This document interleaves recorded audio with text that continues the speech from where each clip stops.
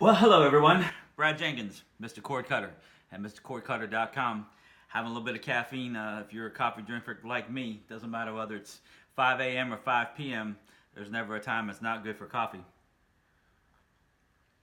With that said, I just had an aha moment, and I really kind of wanted to feel like it wasn't that big a deal because it doesn't directly affect me, but then I really was chastising myself because I can't always just think about me. I don't deal with data caps. I never really have. I've been fortunate. But I realized that there are many people out there, especially newbies coming in, wanting to access and be part of cord cutting and the revolution of cord cutting and getting rid of cable, quitting cable. Data caps is something that is real and you have to deal with that. So I wanted to make this video, and it's going to accompany a more detailed, in-depth look at data caps. But that is something that you definitely want to consider as your number one, before anything else, issue that you have to contend with. Because the provider, the type of service, the internet service that you have, that's your number one impact on your cord cutting experience. Flat out, no doubt about it. The type of service you have, the speed you have, and then of course if you're going to be hit with data caps. Now, I found a really great website, broadbandnow.com. I'll put links down in the video and on my site too, our site that we have, MrCordCutter.com. But Broadband Now really has a nice breakdown of most of the providers, internet providers, that do have data caps. Now, a couple of big names really stuck out at me. AT&T, CenturyLink, and Xfinity all had data caps. Now, data caps, if you're asking, you're kind of wondering maybe what those are. The internet provider sets a limit that they want you to stay under. Supposedly it's so that they can control the traffic on their network sites and doesn't get bottled down. Where that's a big debate whether that's really what is happening or not. But there's going to be a fee associated if you exceed the cap that your provider sets on you.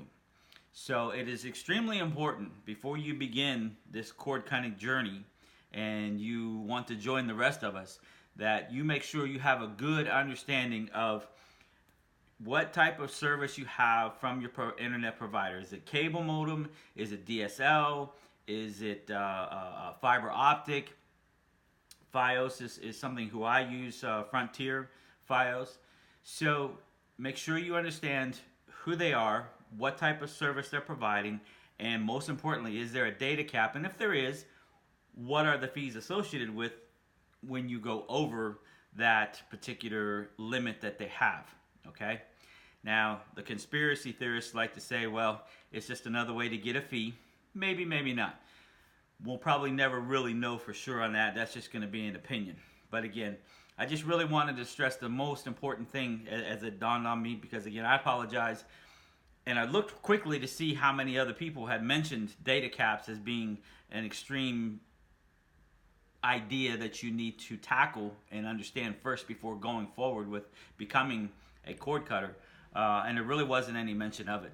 So maybe it's not that big a deal to most people, but I tell you what, the list on the number of people on the list from Broadband Now was pretty high. I think maybe somewhere between 40 to 60 possible providers. And again, with those three big ones that I mentioned, they do have those data caps in place and do enforce them. So head on over to the website, read the in-depth article that we're going to write or have written by the time this video goes up, and hopefully, it will give you some insight. There's also a pretty neat, I just forgot I was going to mention, from AT&T, there's actually a calculator that you can use to kind of try to get an idea of how much bandwidth you might be using, just to kind of set some parameters. It's coming from AT&T. I can't vouch for its validity 100%, but it should give you a nice general idea. And remember too, for example, quickly, when they're saying, let's say 1,000 gigabytes of data, okay, HD streaming video, I saw somewhere like for, like I say, a 1080 YouTube, is 1.65 gigabits per hour. Now, if you're looking at somewhere around 1,000 data cap, that's going to net you somewhere around 620 hours of HD video for the month. But that's just straight HD video.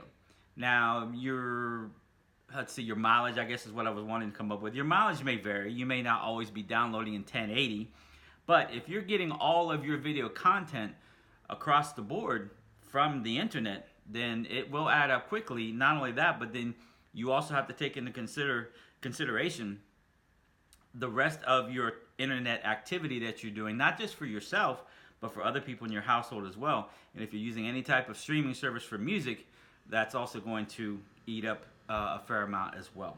So make sure you check that. Head over to MrCordCutter.com for the article and the links to the sources.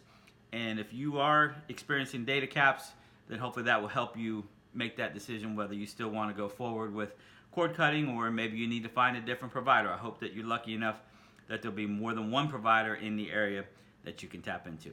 All right, folks. I'm Brad Jenkins for MrCordCutter.com. I appreciate your time stepping in. At the bottom too of our article, we're going to have a little poll, so hopefully you can chime in with your opinions on that. Thanks a lot, guys. Have a good day.